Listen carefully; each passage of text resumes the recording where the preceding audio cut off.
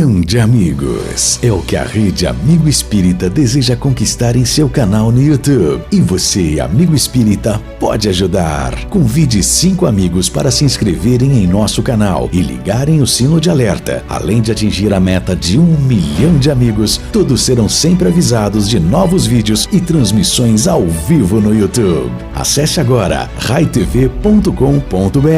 Rede Amigo Espírita, divulgando, instruindo e unificando.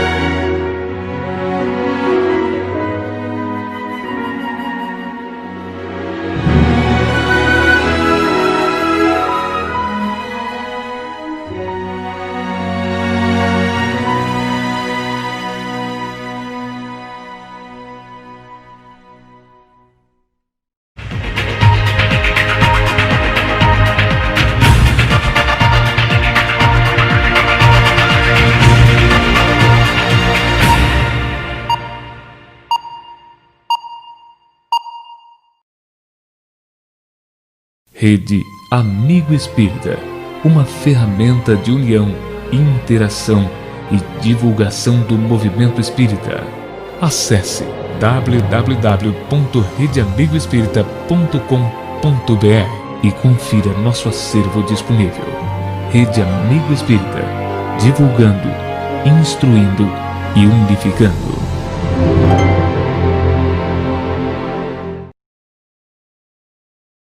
Ela acha que já veio aqui, né? Mas é sempre um prazer recebê-la aqui. E eu gostaria muito que alguém da USE, tem alguém da USE aí, viesse fazer a apresentação da Ana. Douglas está aí?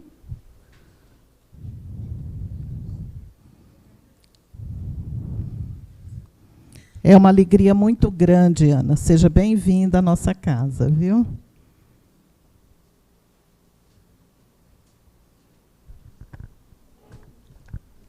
Boa noite a todos. A USE Intermunicipal de Fernandópolis tem a honra de receber hoje em Fernandópolis Ana Jaci Guimarães, né, que faz um trabalho de divulgação da doutrina, principalmente aqui na região de São José do Rio Preto, Araçatuba, né. Ela tem vários trabalhos em Buritama, feito uns trabalhos de divulgação do Evangelho de Jesus. E a USE, né, Intermunicipal de Fernandópolis, trazendo mais uma vez, né, a presença da Ana Jaci Guimarães. No sábado a gente teve a presença da filha dela, Anete Guimarães, ali na Associação no Missionários da Luz. Então a USE ela vem tentando trazer essa unificação das casas espíritas, todas elas daqui de Fernandópolis e da região que a USE representa. Tá?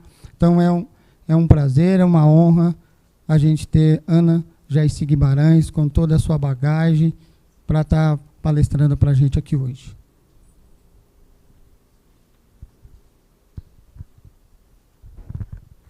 Então vamos fazer a nossa prece, buscando sempre a sintonia com os benfeitores da espiritualidade maior, rogando a Deus, a Jesus, que esteja nos cobrindo com as suas bênçãos nesta noite, endereçando aos mentores espirituais da casa, aos nossos amigos espirituais, que cada um de nós sabemos que temos, toda essa vibração, essa energia que nos envolve nesse momento.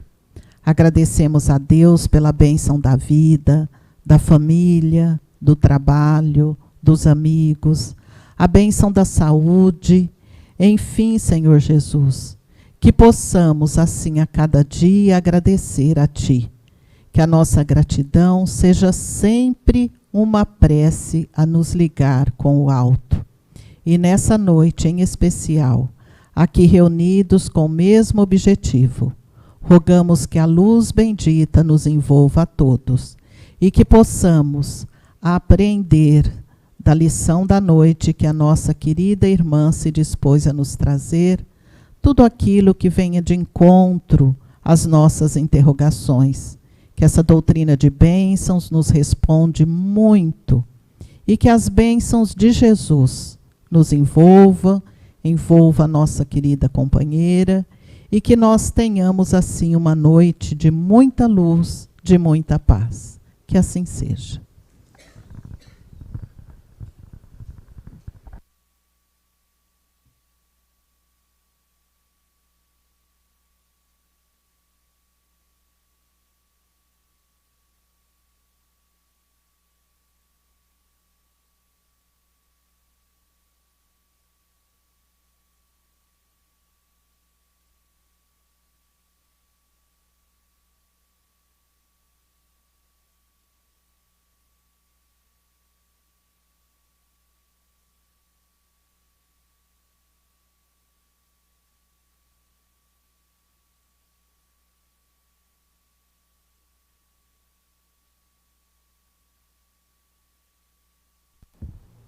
Beleza, obrigada. Meus caríssimos irmãos, que nos abençoe o Senhor Jesus, que Ele nos conceda tranquilidade, harmonia, paz. Na lousa do coração, cujo giz é o sentimento, cujo escrevente é o espírito, eu vi num deslumbramento um lindo nome gravado, de 4 letras formado e irradiando esplendor. Uma palavra que encerra toda a beleza da terra. Essa palavra era amor.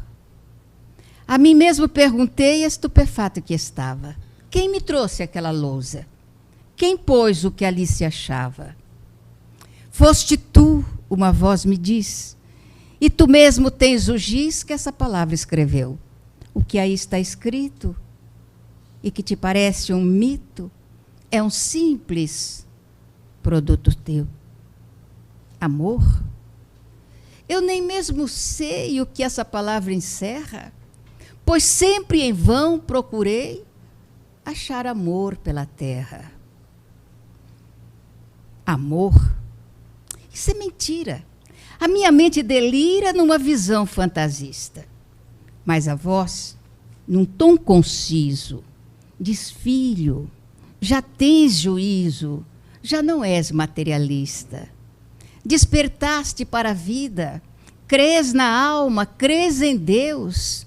Esse pensamento encerra todos os horizontes teus. A visão do teu passado é que te faz perturbado e criva-te a alma de dor. Perturbando o pensamento com falsos ensinamentos, tu negaste o próprio amor. Isto é um trecho de um poema de José Soares Cardoso. E a visão do poeta traz um panorama do que representa para nós, na atualidade, a palavra. Não estou falando de sentimento. A palavra amor. Uma palavra que é bastante repetida, que é utilizada em prosa, em verso, de todas as maneiras, é musicada. Todavia, quem seria capaz de definir o sentimento do amor? A palavra até podemos definir. Os espíritos dizem que Deus é amor. Então partimos da premissa de que, se Deus é amor e nós não conhecemos Deus, naturalmente também não conhecemos o amor. E normalmente quando dizemos isso, as pessoas protestam. Mas olha o que diz o poeta: amor. Nem eu mesmo sei o que essa palavra encerra, pois sempre em vão procurei achar amor aqui na terra. E não resta dúvida. Vamos pensar bem. Normalmente, as pessoas, quando se apaixonam, Então, estão amando. Ou estão armando alguma confusão para o futuro. Mas, normalmente, diz que estão amando. Quando se casam, casam por amor. Olha, pode ser a mordida, a mortadela, mas amor. Deus é infinito. E se Deus é amor, o amor é infinito. Mas aí, um poeta escreveu que... E é interessante que ele escreveu o poema, e principalmente o jovem se apaixonou pela fala do poeta. Que o amor é que ele seja infinito. Ai, já disseram o resto. É isso mesmo. Ora, se nós formos analisar o que é infinito, como ele pode ser enquanto dura? É uma dicotomia, é alguma coisa que não encaixa. Se é infinito, é infinito. Se ele tem um termo, então ele já não é, ele é finito. Então o poeta criou uma imagem que não se coaduna com a realidade. Mas as pessoas apressadamente se encantam, se apaixonam e acreditam nisso. Então, o amor acabou, pronto. Não há mais problema nenhum. Acabou o amor, cada um vai para um lado. É muito interessante isso. Eu tenho um tema, né? Não foi dito qual é o tema, mas... Qual é o tema? Eu lembro. Separações conjugais. Quer dizer, é um tema que está no ar. Mas nós estamos falando de amor. Deixa a conjugação do verbo conjugar, deixa para outra hora. Então, o amor é alguma coisa que nós ainda estamos tentando descobrir o que seja. Para descobrir o que seja o amor, primeiramente nós temos que nos descobrir. Quem sou eu? Quem é você? A resposta 919 do Livro dos Espíritos traz exatamente esse questionamento, que nós temos que nos autodescobrir, que nós temos que resolver quem somos nós. E isto é muito complicado, porque se alguém pergunta, quem é você? A resposta vem naturalmente, eu sou Margarida Dias. Margarida Dias? Sim, sou eu mesmo. E se a gente fizer igual o humorista lá da televisão, olha no espelho e fala, sou eu mesmo, é Margarida Dias. Todavia, se alguém insiste, mas você é realmente... O meu CPF está aqui, a identidade também, a carteira de trabalho, e nós vamos mostrando a documentação que apresentamos. Mas aí vamos ver na ótica espírita. Você é realmente Margarida Dias? Aí começa a complicar.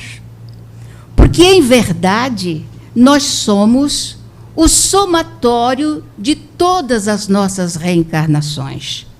Então, hoje, nós estamos usando a persona Ana Guimarães, a persona Margarida Dias, a persona, o nome que estivermos utilizando. Mas nós não somos essa criatura que tem determinadas reações, que se ela fosse criada prioristicamente naquele momento, ela não teria essas reações. Essas reações representam o resultado das múltiplas vidas. Nós estamos falando tudo isso para falar de casamento, viu, gente? Então, vamos aguardar mais um pouquinho. Então, nós estamos tentando nos descobrir os nossos sentimentos, o que somos nós, a nossa realidade. E não é uma coisa muito simples de resolver, porque o ser humano é uma criatura bastante complexa. Mas o que temos que descobrir, e nós estamos descobrindo, porque a doutrina espírita é a única religião que pode acompanhar as criaturas nas suas múltiplas reencarnações, esclarecendo paulatinamente aquilo que realmente somos.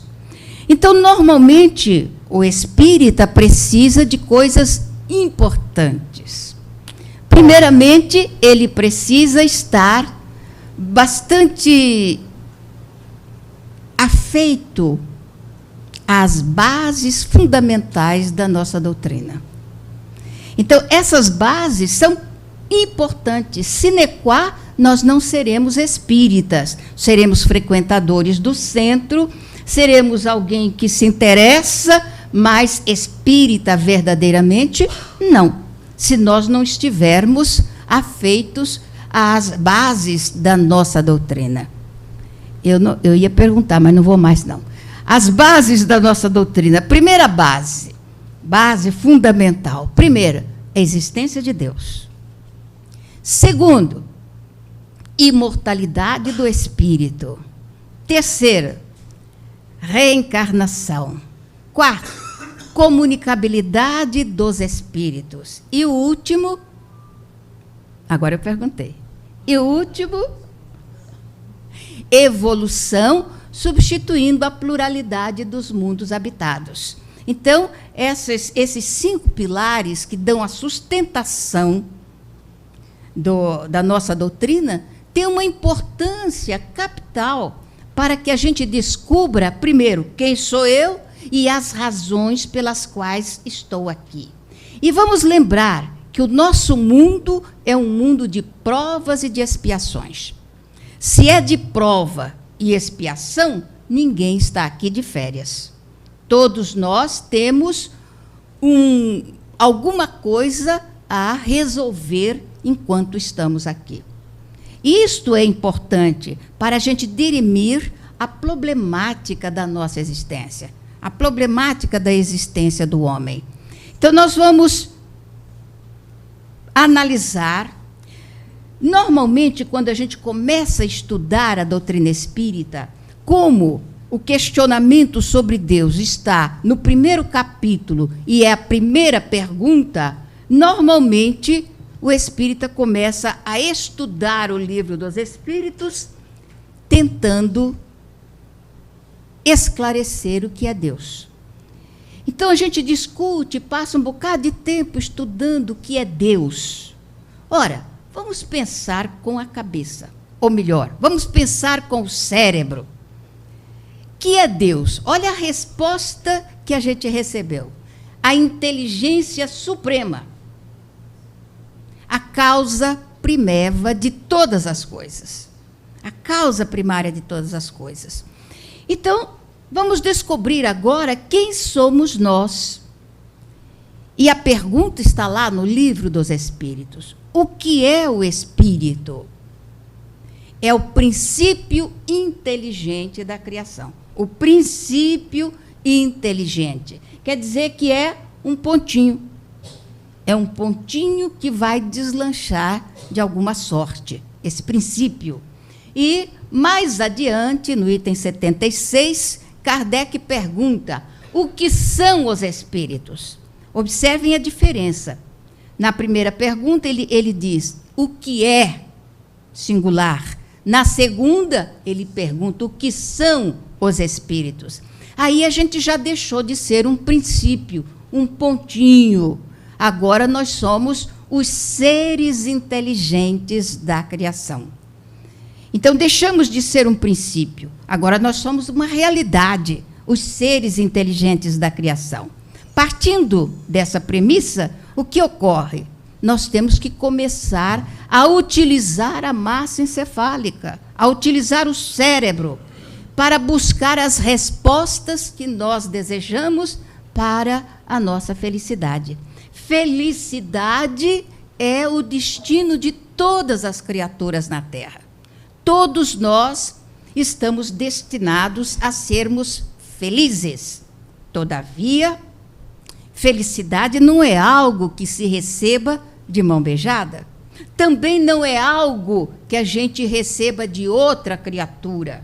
Alguém me fazer feliz. Absolutamente. Felicidade é de modo pessoal. Só quem pode me fazer feliz sou eu mesma. Então, a felicidade está nas minhas mãos. A construção da felicidade é algo que só pertence à criatura. Só ela pode se fazer feliz. Observem que essa visão é diversificada da visão da maioria das criaturas, que colocam a sua felicidade nas mãos de outras pessoas. Eu só sou feliz se fulano gostar de mim. Eu não sou feliz porque os meus pais não gostavam de mim. E isso não tem nada a ver. A felicidade é uma construção nossa, construção pessoal. Então, nós vamos observar isso quando começamos a analisar, a pensar, a refletir a respeito do peso específico de cada palavra. Então, vamos lá. Hoje, nós somos os seres inteligentes da criação. Todavia, no finalzinho da resposta 540 do Livro dos Espíritos, ele diz assim, que desta forma, esse é o final, porque a resposta é muito grande, desta forma, tudo se encadeia na humanidade, do átomo primitivo até o arcanjo, que também começou pelo átomo. Equivale a dizer que nós, que somos os seres inteligentes da criação, perfizemos um longo caminho para chegar a essa situação de seres inteligentes. Partindo de um caminho evolutivo que a gente não conhece devidamente, chegamos à situação do átomo primitivo. Possivelmente, a partir daí, é que nós passamos a ser um princípio inteligente. E estamos nessa caminhada, fazendo essa trajetória, saindo do átomo para atingir a situação de arcanjos. Mas vamos lembrar, o primeiro mundo pelo qual nós passamos foi o mundo primitivo. Nós saímos do primitivismo há pouco tempo. Se nós formos caminhar por esse caminho inclinado, o que é que a gente vai descobrir? O mundo primitivo está aqui e logo em seguida está o mundo de provas e de expiações, que é este mundo que nós habitamos. Mundo de provas e de expiações. Saímos ontem do mundo primitivo e estamos hoje no mundo de provas e de expiações. Ora, prova, o que quer dizer prova? Prova quer dizer que você estudou, aprendeu diversas coisas por uma larga jornada, mas as pessoas não estão acreditando que você aprendeu de verdade. Então, você vai fazer o quê? Uma prova, para ver se realmente aprendeu. Então, a prova é o testemunho do nosso aprendizado. Então, nós estamos no mundo de provas, quer dizer que aquilo que nós acreditávamos que realmente possuíssemos será colocado em prova na vida que nós estamos vivendo. Ou expiação. Expiação não é ficar olhando no buraco da fechadura, não. É expiar alguma coisa que tenhamos feito de errado. Porque quando a gente faz coisa certa, não precisa expiar, já está certa. Então, expiação, nós vamos ser cobrados naquilo que fizemos de errado. Então, estamos aqui. Ou nós estamos em prova para testar os valores que já adquirimos, ou estamos em expiação para pagar pelos crimes que tenhamos cometido. Equivale a dizer, a gente reforça, que ninguém está aqui de férias. Ninguém está aqui para vivenciar uma felicidade completa. Não dá, porque enquanto a consciência nos acusar, enquanto houver culpas em nós, não seremos felizes. Tudo isso tem tudo a ver com casamento. Você vê que um casamento é uma coisa complicada. Então, vamos lá. Então, provas e expiações. Estamos aqui plantando para colher amanhã. Plantando alguma coisa boa para colher amanhã. Porque já estamos fazendo a colheita daquilo que foi plantado ontem. Como diz Paulo, né? A semeadura, a sementeira é facultativa. Você pode semear à vontade o que você quiser. Mas a colheita não tem como escapar. Ela é obrigatória. Se nós plantamos sementes boas, colheremos frutos bons.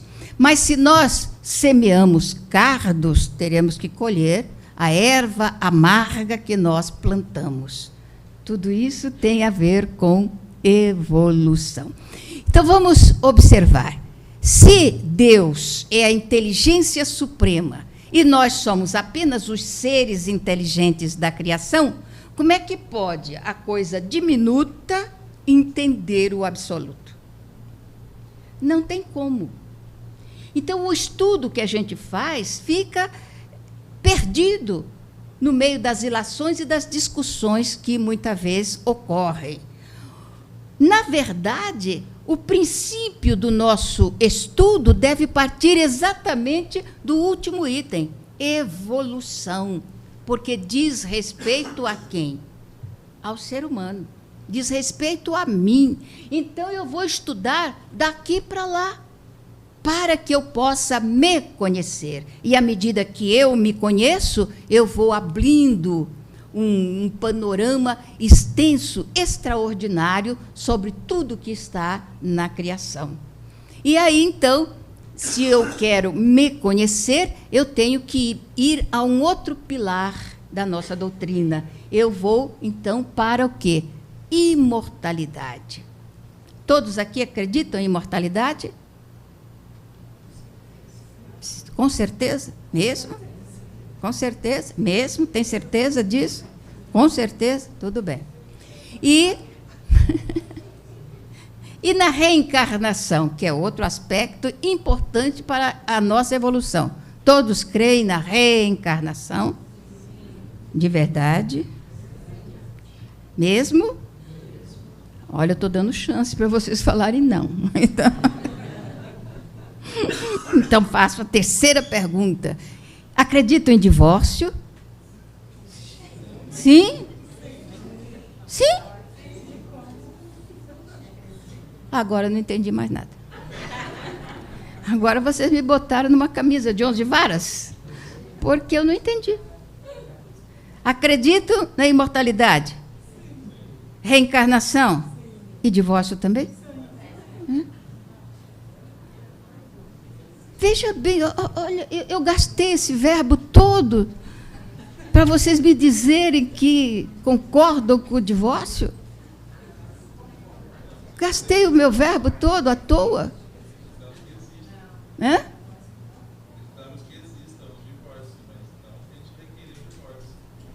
Ah, o senhor não quer o divórcio? Não? Claro que o divórcio existe. A culpa foi do Carneiro. Foi ele que defendeu a lei. Vejam bem, é uma incoerência, desculpem. Todos são espíritas aqui? Todos? Então, vamos ser coerentes. Certo? O que foi que nós dissemos? Que este mundo é de... Se a gente está aqui, ou está sendo provado, ou está espiando. Correto? Muito bem. Mas o Espiritismo, que é a religião de vocês, diz outra coisa também. Que agora, como vocês responderam assim, eu já não sei mais como é que eu falo, sabe? Eu já fiquei perdida. Porque o Espiritismo fala de uma lei chamada lei de causa e efeito.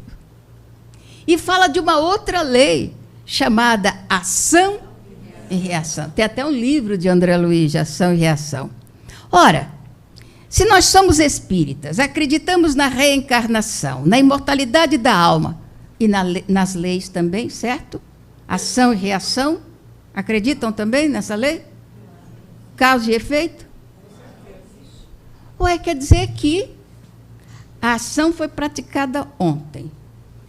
E o efeito é o casamento difícil de hoje. Na hora da prova, vocês vão fazer o quê? Se mandar? Ou se for expiação, então os dois estão juntos para espiar. Na hora de espiar, vocês só olham pelo buraco da fechadura. Fogem da expiação? Como é isso? Então, para que serve a nossa doutrina? Para que serve? se nós não somos capazes de enfrentar o resultado dos atos cometidos. Allan Kardec diz que uma das leis humanas, porque a lei do matrimônio é uma lei humana, não é lei de Deus, não, é lei humana. E Kardec diz que uma das leis humanas que é mais consentânea, harmônica com a lei divina, é a lei do matrimônio. Por quê? Se não houver essa lei, a lei do matrimônio, como é que a gente vai entender o Evangelho? Não dá. Olha o que é que diz o Evangelho. Jesus falando. Amai os vossos inimigos. Como é que você vai amar o seu inimigo? Ele está aqui, é o vizinho que joga lixo no seu quintal, o vizinho que joga pedra no seu cachorro, o vizinho que te perturba. Como é que você vai conseguir amar esse vizinho? Dá? Tem jeito de amar esse? Suportar uma coisa, amar é outra coisa, né? Jesus não fala, suporte o seu vizinho. Não foi isso que ele falou, ele disse, amai o vosso inimigo. Então, como Jesus sabia também que a gente não ia conseguir amar o vizinho, o que ele fez? Colocou o vizinho dentro da nossa casa. De preferência na nossa cama. Aí o inimigo está aqui dormindo do seu lado, é o marido, que você prometeu amar por toda a vida, até que a morte separe. Aquele que você disse que na pobreza, na riqueza, na doença, na miséria, em tudo quanto é coisa você ia amar, é ele que está aqui do lado. É o inimigo, ou a inimiga que está aqui do lado. Aí você olha para a inimiga assim e fala assim, não, vou trocar por 2 de 20. Tenha santa paciência. Não dá, realmente não dá para compreender. Então, a lei do matrimônio, ela serve para que a gente vá aparando as arestas. É a ética da alteridade. O que é a ética da alteridade? É a ética de conviver-se com as diferenças.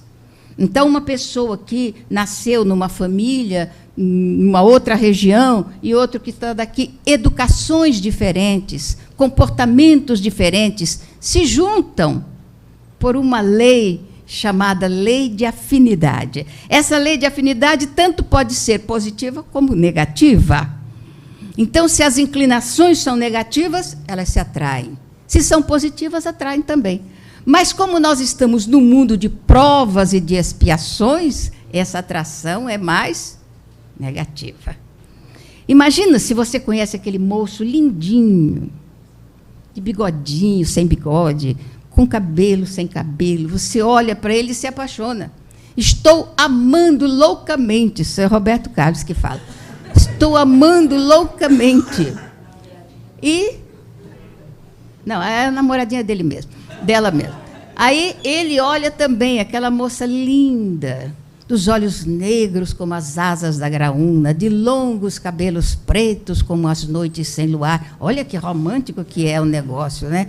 Cinturinha fina, fininha ou gordinha, não importa, todo mundo tem gosto para tudo. E casam, apaixonados, encantados um com o outro. Um mês depois ele olha para ela e fala, meu Deus, onde eu estava com a cabeça? Quando eu me casei com essa criatura... Ou então é ela que olha e fala assim, Jesus.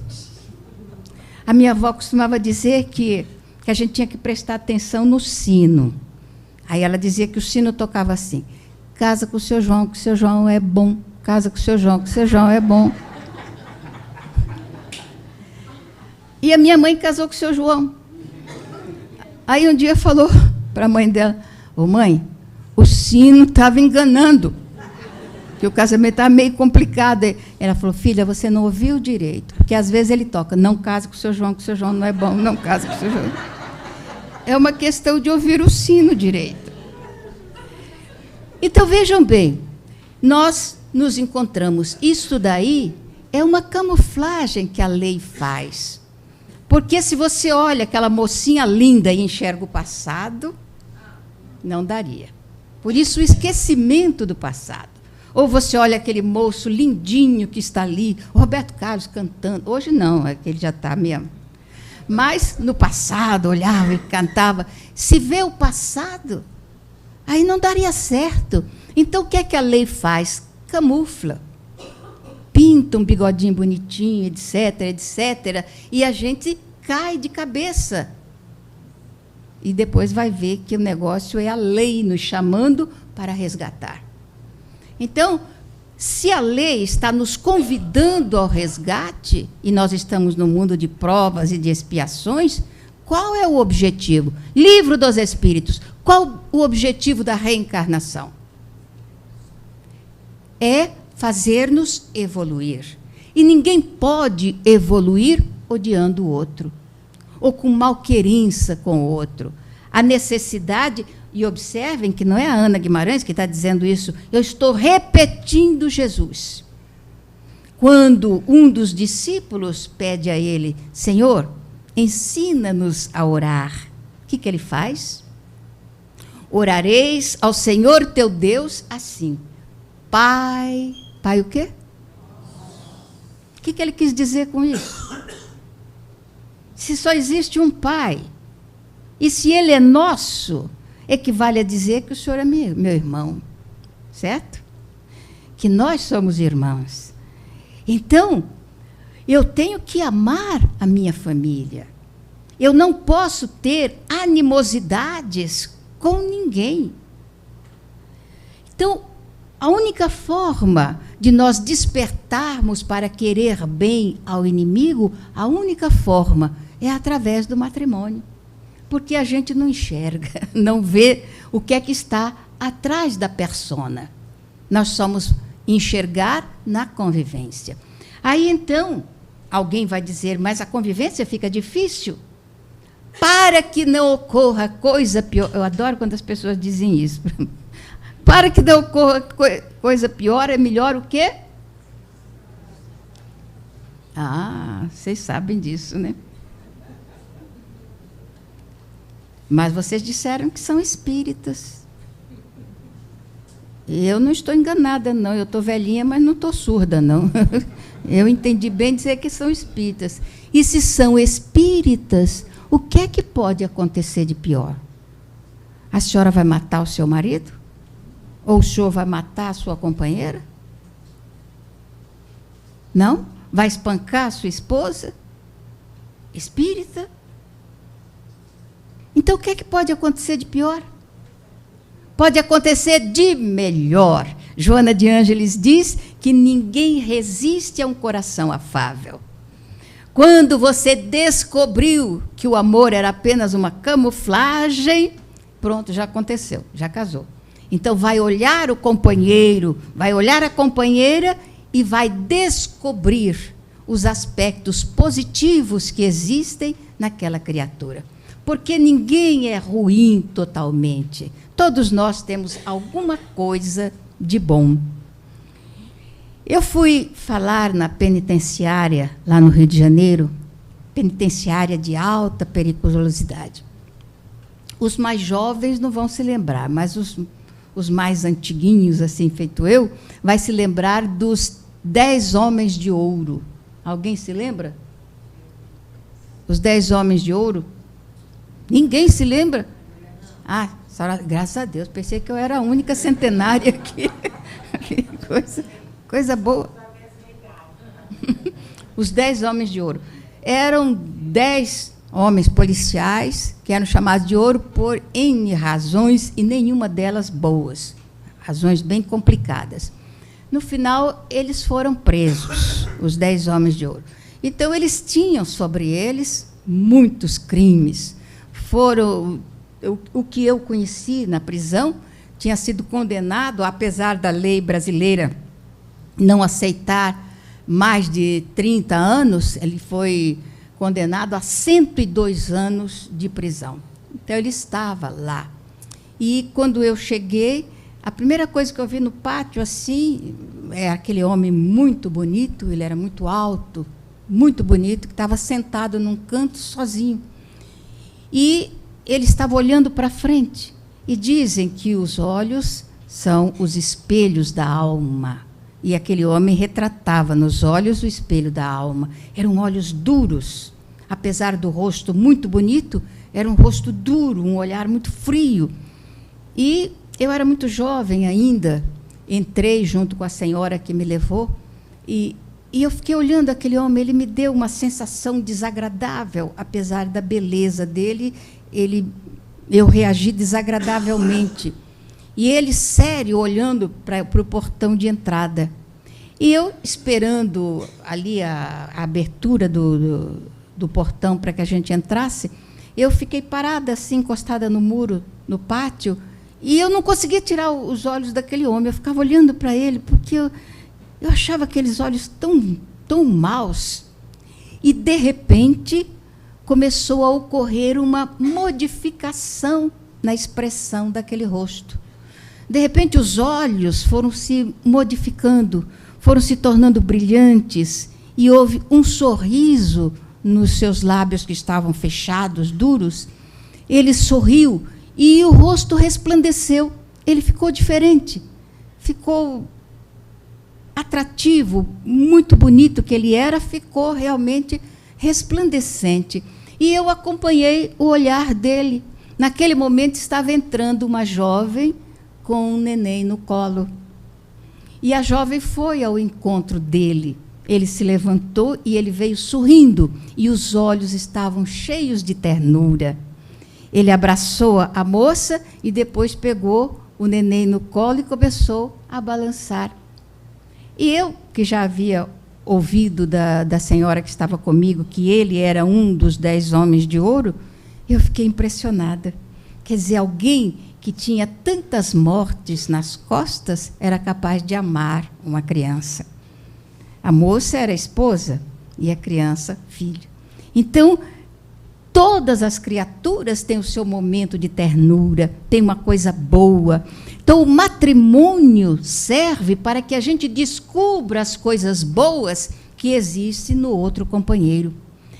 Prioristicamente, quando a gente se arrepende do passo que deu, nós só enxergamos as coisas desagradáveis. Ele ronca de noite.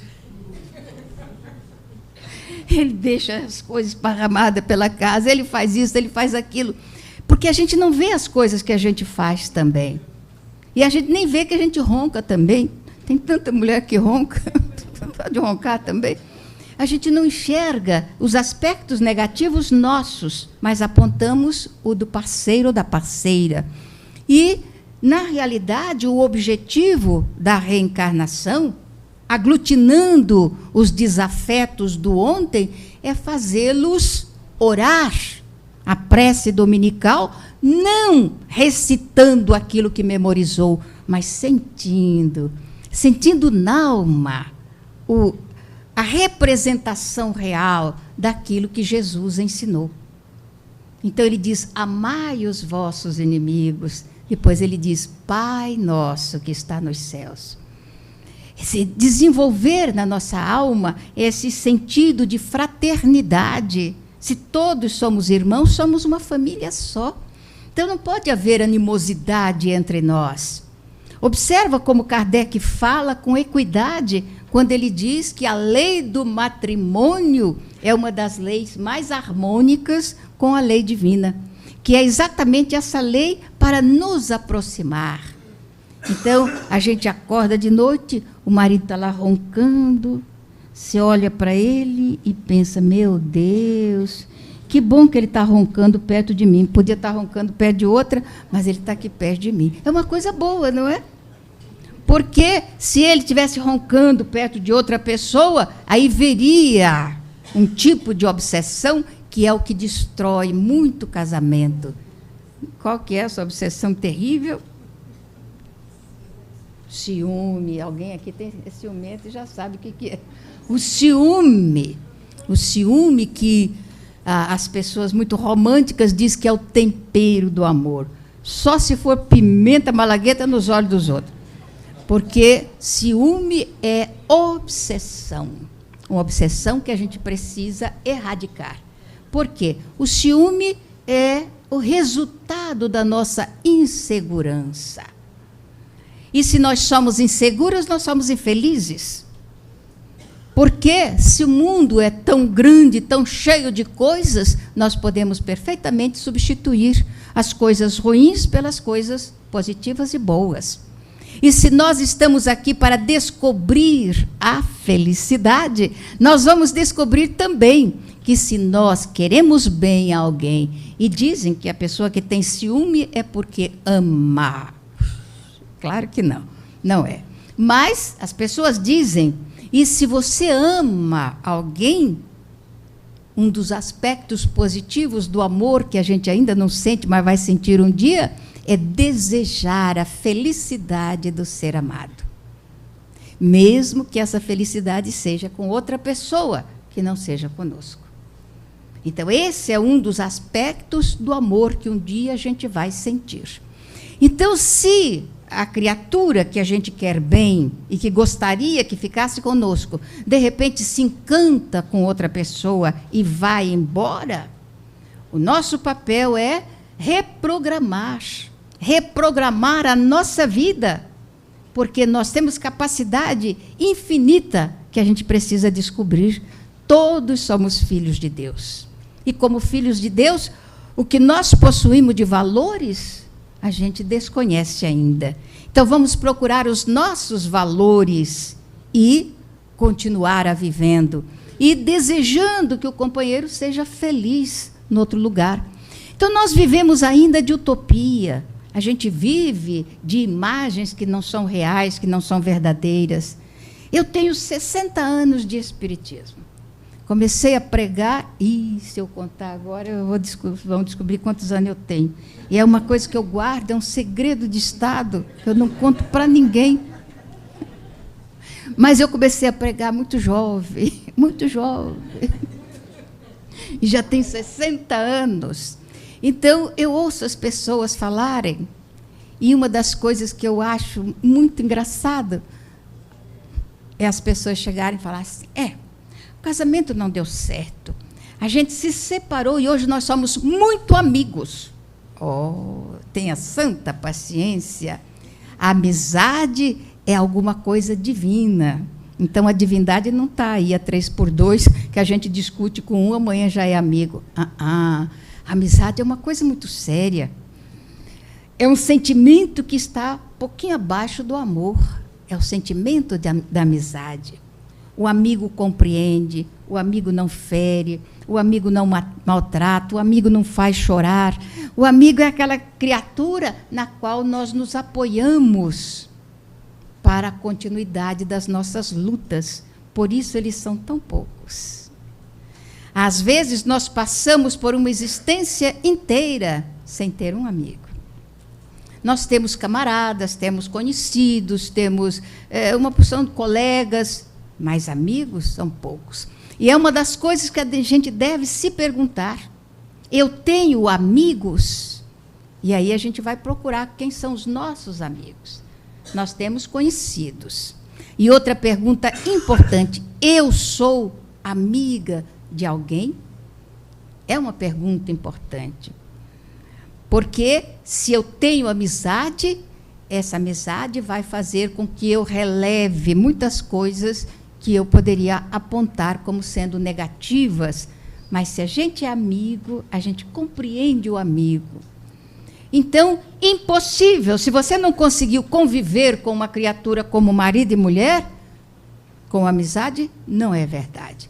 Eu penso bem diferente dessa história. Essa convivência nunca vai levar a uma coisa positiva, porque nunca vai desaparecer o elan que foi o matrimônio. Não vai desaparecer. Então, as pessoas geralmente ficam infelizes. Então, nós temos a destinação da felicidade. Buscar essa felicidade que é a construção nossa. Então, eu me casei e descobri que eu não era feliz com o meu marido. Nós não nos dávamos bem. Isso eu estou contando uma história, não foi o meu caso. Então, eu me casei. Já descobri logo no começo que ele torcia para o Vasco. Não, eu que torço para o Vasco, ele era flamenguista, que coisa triste. Então, era uma dicotomia. Mas eu desejava ser feliz. E para que eu fosse feliz, os meus filhos tinham que ser felizes também. E então o que fiz? Eu resolvi que, se os meus filhos, para ser felizes, eles precisavam de um pai e de uma mãe, eu nunca seria culpada de uma separação. Nunca. Então, para tal, eu precisaria o quê? Ter sempre um coração afável. Ter sempre um coração que não cobra, mas que sabe doar. É isso que os espíritos dizem. Então, se nós somos espíritas e acreditamos nos espíritos, a gente deve viver consoante os ensinos que eles nos dão. Então, o matrimônio é a descoberta. Vou descobrir que o meu marido deve ter feito uma complicação no passado, mas já passou. Hoje é uma nova vida que a gente vai construir com afeto. Então, para se descobrir que a gente conseguiu realmente gostar do inimigo, é preciso uma vivência de 50 anos. Puxa, mas é tão pouco. Depois de 50 anos juntos, aí a gente vai saber que realmente venceu os desajustes do passado. Nós vencemos as dificuldades do ontem, a gente já pode segurar na mão um do outro. Não é pouco, 50? O que representa 50 diante da eternidade, gente? Não é nada. Então, depois de 50 anos, quantos anos o senhor tem de casado? O senhor? Ah, está perto, está perto. 43, não é? Está pertinho já. Então, quando fizer 50, o senhor vai olhar para ela e falar assim, querida, você continua mais bela do que quando eu lhe conheci. A ternura. Roberto Carlos cantando, né? Eu sou amante à moda antiga que ainda manda flores. Eu tenho um amigo que a esposa estava contando como foi que eles se conheceram e como eles se casaram. E nós estávamos no carro. Ele estava dirigindo, eu estava do lado dele e ela sentada atrás. Ela me cedia o lugar dela por causa da... Eu pintei o cabelo de branco, sabe? E eles pensam que eu estou velha. Então, ela me cedia a parte da frente do carro. E ela vinha contando atrás que ela tocava violão junto com a irmã, as duas faziam uma dupla, ela tocava e tal, e começou a receber flores. E recebia flores, mais flores. No primeiro dia foi um buquê, no segundo dia 2, depois 3, depois 4. De repente, ela não sabia mais onde é que ia botar as flores. E ela cantava na rádio também. E, de repente, a rádio estava lotada de flores e ela não sabia quem é que mandava. Ela estava curiosa de saber quem mandava tantas flores, né? E foi aumentando, aquilo passou um mês, passou 2 meses, e foi aumentando, até que um dia ela descobriu quem é que mandava as flores. Era o dito cujo. E aí, então, começou um olhar daqui, outro olhar dali, e eles acabaram mesmo casando. Não teve saída. E quando ela disse que tinha terminado em casamento, e o dito cujo era aquele que estava do meu lado, dirigindo o carro, eu olhei para ele e falei assim, quantas vezes você dá flores a ela nesses 15 anos de casado? Ele falou, nunca mais. Eu falei, meu filho? Ela falou, mas nenhuma florzinha, nenhuma. Pega assim no mato, eu nunca trouxe uma. Por que os maridos fazem isso, hein?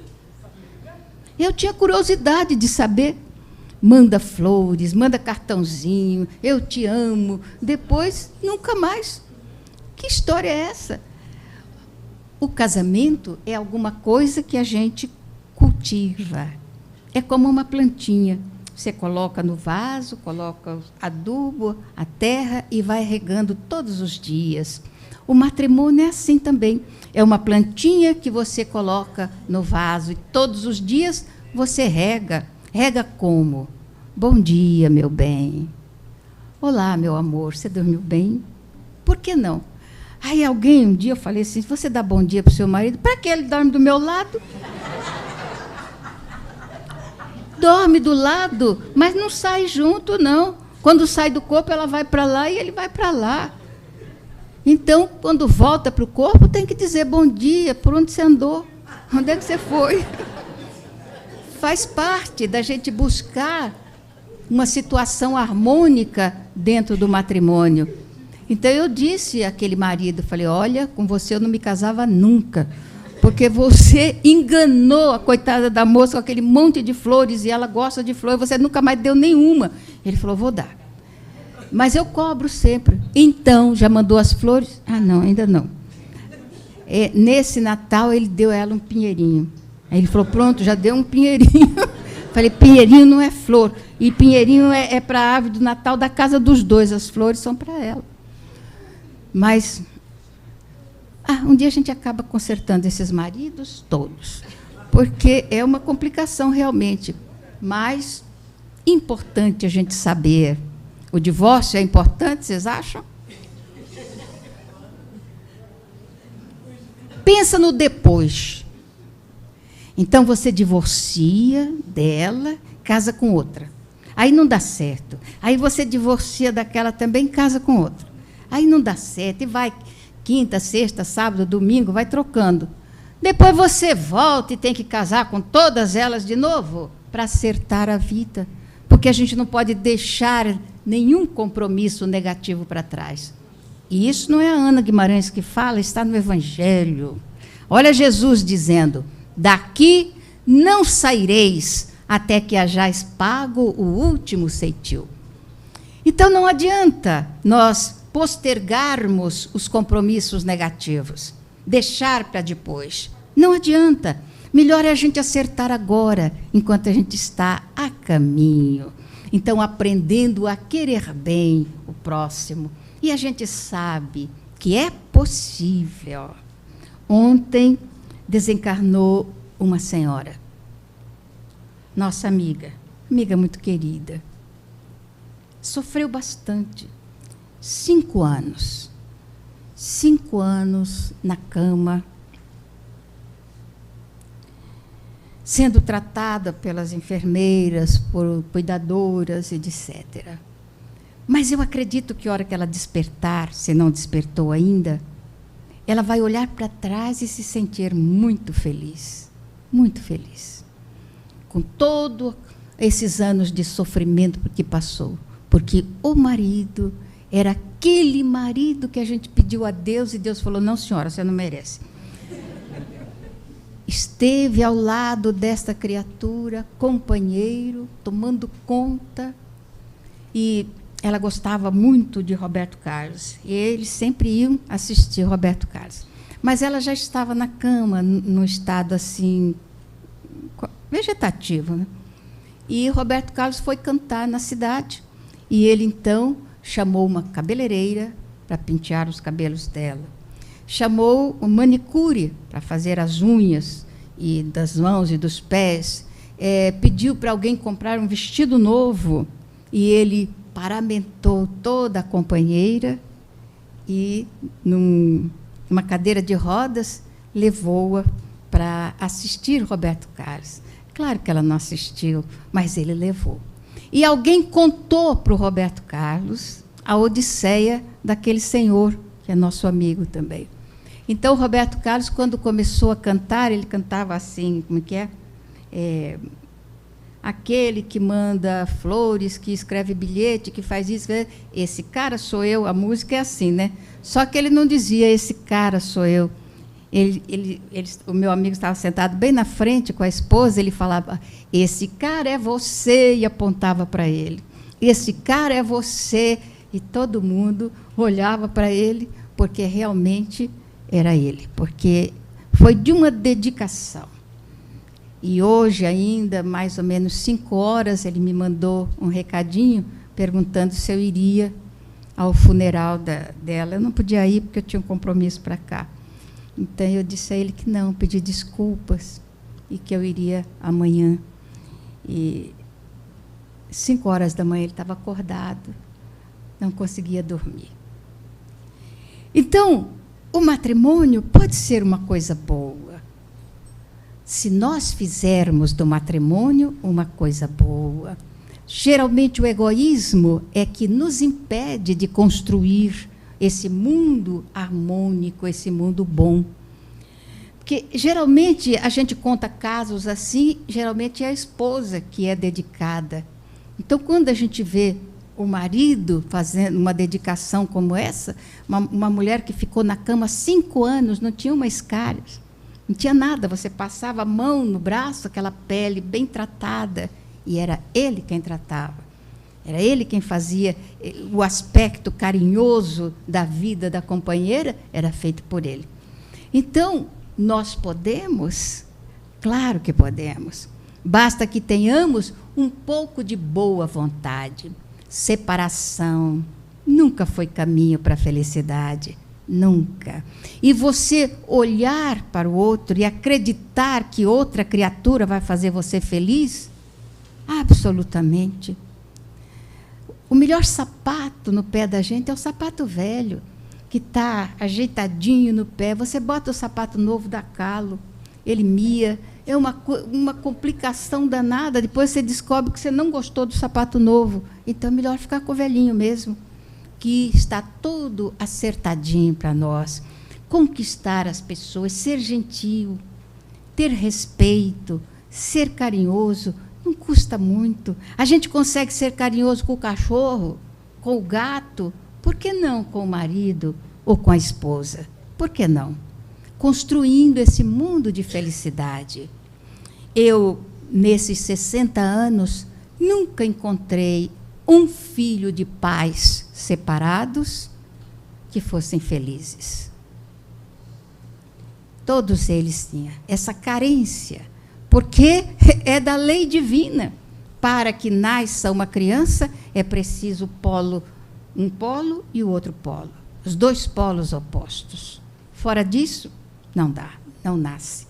Então, se eles têm necessidade de um pai e de uma mãe para crescer também e ter segurança, ter tranquilidade na vida, precisa dos 2 estarem tomando conta. Como diz Khalil Gibran, o rio, para que ele corra, ele precisa do leito. E para que ele acerte a sua direção, ele precisa da margem direita e da margem esquerda. Precisa das 2 margens. O lar é como o rio. O leito é o nosso lar, a casa onde a gente vive. A margem direita é a mulher, a dona da casa, a vestal do lar. A margem esquerda é o marido, é aquele que sustenta e que dá força. Então, para que o lar possa fluir, tem que ter as 2 margens. Se nós tiramos a direita, escoa-se as águas, escoa-se o lar. Se tiramos a esquerda, a mesma coisa, tudo vai embora, desaparece. Então, é a visão do grande poeta Khalil Gibran. E é também a visão do mundo espiritual, que nós precisamos, porque os filhos também vêm com tarefas específicas e muitas vezes se perdem, porque nós nos perdemos também. E a consciência de culpa, na atualidade, é das coisas que mais provocam o sofrimento do ser humano, porque a consciência de culpa está aqui. Mesmo que a gente não tenha a clara visão dessa consciência, ela está em nós, e isso nos faz sofrer. Então, vamos pensar em termos de felicidade. Eu preciso ser feliz, mas para que eu seja feliz, eu preciso tornar felizes os meus pais. Esse é o primeiro aspecto, está lá, nos mandamentos da lei, 4º mandamento. Honrai o vosso pai e a vossa mãe. Para que honremos o nosso pai e a nossa mãe, é necessário que sejamos filhos honestos, direitos. É necessário que sejamos filhos que respeitem seu pai e a sua mãe. Isso é honrar o pai e a mãe. E depois nós vamos ver o lar que a gente vai organizar. Para sermos felizes, é preciso que façamos o nosso marido, a nossa esposa feliz. Depois, os nossos filhos felizes. E, dentro desse contexto, a sogra, fazer a sogra ficar feliz também, o sogro ficar feliz. E aí, então, todos nós seremos felizes. Será uma vida harmônica, uma vida feliz. E não é tão complicado assim. Eu vou fazer uma pergunta para encerrar. O senhor já disse à sua esposa hoje, eu te amo?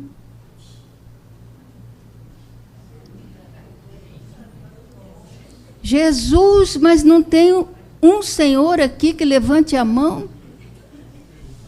Ai, que bom, eu estava quase tendo um infarto aqui agora. Só 2? Em Fernandópolis só tem 2 maridos que dizem. E não pode mentir para mim, não, porque a esposa vai ficar sabendo. Vai falar, mentiroso. Meu Deus, mas está uma pobreza muito grande. Pode ser namorada também, noiva.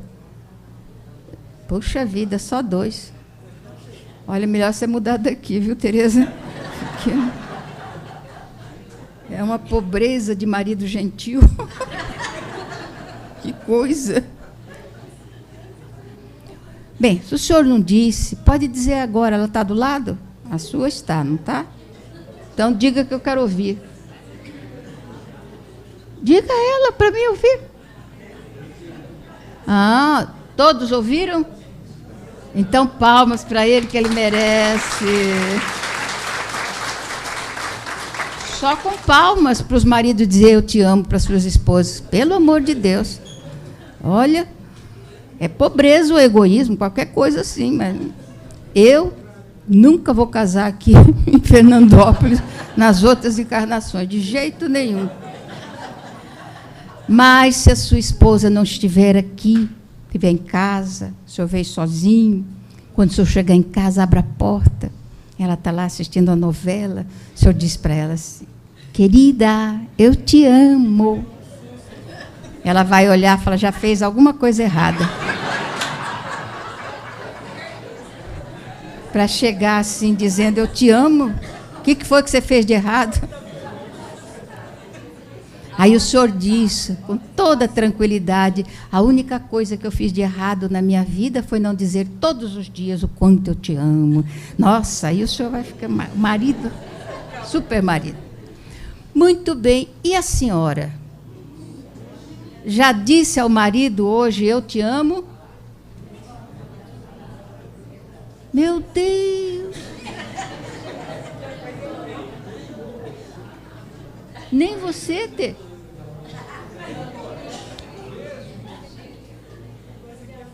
Mas as mulheres daqui são piores do que os homens têm 2. Meu Deus! Nunca mais eu venho pregar em Fernandópolis. Pelo amor de Deus. Tem alguma esposa especial cujo marido esteja ao seu lado que possa dizer a ele, para todo mundo escutar, eu te amo? Ah, está aqui. Essa aqui devolveu para ele, eu te amo. Devolveu. Fala alto, todo mundo quer ouvir para ficar com inveja. Aí, tá vendo? Olha, todas invejosas olhando para você. Você teve coragem também de dizer? É? É? Mas o senhor não disse, disse? Todos os dias? Meu Deus, que marido! Que coisa boa! Mas se a senhora estiver aqui, não pode dizer ao marido, eu te amo, ele está em casa, vendo o jogo lá, ou vendo qualquer outra coisa, quando a senhora chegar em casa, a primeira coisa que faz, olha para ele assim, dá um sorriso e fala, meu bem, eu te amo. E ele vai dizer, não tem dinheiro, minha filha, não adianta nem pedir, não tem, vem com essa melosidade para pedir dinheiro, não tem. Porque, em realidade, é tão interessante que os maridos costumam dizer, ela já sabe. Sabe nada. Toda mulher diz que o marido não gosta dela. Não sabe. E a esposa também, ele sabe, estou aturando ele. Quem está aturando não gosta. Agora, a palavra amor, apesar de estar bem desgastada, ela tem uma vibração atávica. atavismo, Deus é amor. Então, se o Senhor todos os dias diz à sua esposa, e ela também diz ao Senhor, eu te amo, olha o que vai acontecer. As paredes vão ficar impregnadas de vibrações de afetividade. Vão ficar luminosas pela vibração da frase, eu te amo. Então, quando chegar uma pessoa, uma visita, ela vai sentir-se aconchegada dentro do lar, onde vige esse sentimento bom, que é a busca do amor verdadeiro, e os filhos serão mais felizes, porque o lar vai estar aconchegante, o lar vai estar iluminado, o lar vai estar em paz. Essa é a importância de nós cultivarmos essa frase. Agora, a gente não deve dizer nunca eu te amo para o marido da outra, e nem para a mulher do outro. Aí não. Não está certo. Nós não podemos ser aquelas criaturas que separam ninguém. Mesmo que eu me sinta atraída por alguém, desde que esse alguém tem um compromisso, eu devo fugir para não ser quem separa, porque isso não traz felicidade para ninguém, traz um comprometimento maior. Então, quando o senhor tiver dito à sua esposa, eu te amo, e a senhora tiver dito a ele também, os dois juntos, digam aos filhos, eu te amo, meu filho, eu te amo, minha filha. Quantas vezes os filhos têm carência dessa afetividade que o pai não dá, que a mãe não dá. Uma ocasião eu disse isso para um senhor, e ele disse assim, mas meu filho já é um homem. Quando é que os filhos da gente viram homem? Nunca. A gente está sempre chamando o garoto, o meu garoto, a minha garota, o meu menino, toda a vida. Então, eles serão sempre os nossos meninos. Dizer a eles é importante. O mundo está carecendo de amor, muito amor. E é isto que vai ser importante para que a gente construa um mundo mais fraterno, um mundo mais amigo, um mundo mais feliz. Todos vocês têm o direito de ser felizes, e eu também. Então, todos têm o direito de ir para casa depois de um calor desse. Eu vou encerrar. Trago versos dentro da alma, como o sol traz luz em si. Eu vivo a vida cantando porque poeta nasci. Ouço cachoeiras rolando das alturas dos meus sonhos, em dias claros, risonhos, de luminosa beleza. Nesse plano eterizado, quando eu penso estar pensando, estou com a alma escutando a prece da natureza. Há no meu peito cascatas, vibrando ternas sonatas no teclado das estrelas. E embora a grandes distâncias, seja noite ou seja dia, com as lunetas da poesia, eu sempre consigo vê-las. Há no meu peito um garimpo de cristais e diamantes, e eu mesmo sou garimpeiro que só procura brilhante que tenha cor de alvorada. Pedra com jaça ou defeito, no garimpo do meu peito, não quero seja encontrada. Niágaras, Paulo Afonsos, Sete Quedas, Iguaçus, cataratando os meus sonhos a quedas d'águas aflus. Fontes líricas serenas, bandos de lindas falenas, dando 1000 cores ao dia, jardim suspenso nos ares, e outras notas singulares, faz-me conhecer a poesia. Por tanta luz que vislumbro, pela aventura que tenho, por tantas vozes que escuto, sem que tais bênçãos mereça, eu não sei como agradeça a glória que Deus me deu. Sim, meu Pai, me sinto mudo, porque vós me deste tudo, o dom de viver na terra, com os olhos fitos nos céus. Muito obrigada.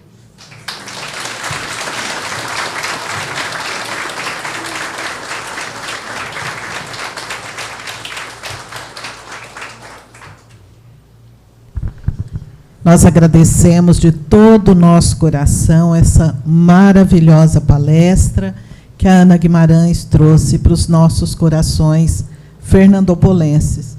E que aprendamos, né, como ela disse aqui, a dizer eu te amo para o esposo, para a esposa, para os filhos. Isso é muito importante. Está faltando um cadinho de amor dentro dos nossos corações, para que a gente possa expandi-los aí fora. E eu vou convidar a nossa companheira Neide para fazer a prece de encerramento.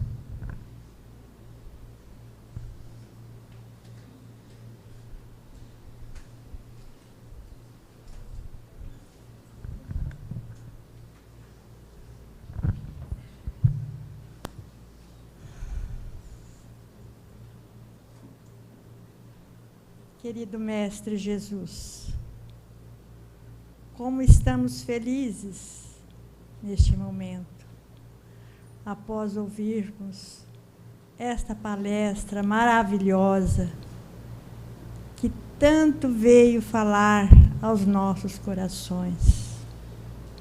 Obrigada, Senhor Jesus. Obrigada, amigos do Plano Maior, que nos concedeu a oportunidade de estarmos aqui nesta noite, ouvindo esses ensinamentos maravilhosos, esses exemplos, que nós possamos, ao sairmos daqui, colocá-los em prática, Senhor Jesus. Porque o mais importante é a exemplificação de tudo aquilo que aqui ouvimos nesta noite. Muito obrigado, Pai. Obrigado também, Senhor.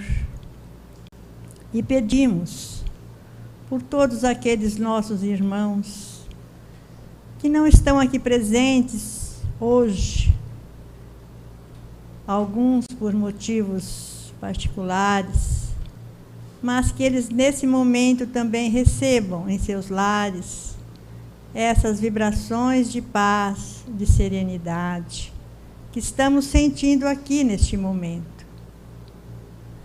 Pedimos também pela nossa irmã Ana, para que ela possa, Senhor, regressar para a sua cidade, levando em seu coração o nosso carinho, o nosso amor. E assim, envolvidos neste clima de paz, serenidade, vamos elevar o nosso pensamento com a nossa prece do Pai Nosso. Pai nosso que estás nos céus, santificado seja o teu nome. Venha a nós o teu reino. Seja feita a tua vontade, assim na terra como nos céus.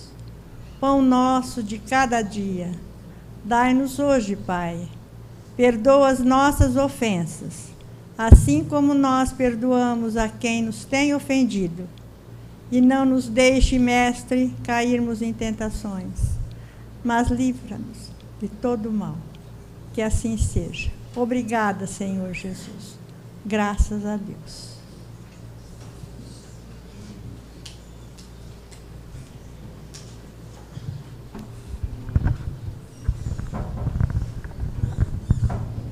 Eu queria dar um aviso às meninas que fazem o nosso bazar de Natal, atendendo a vários pedidos, trouxeram novamente hoje os artesanatos que estão expostos aí ao lado.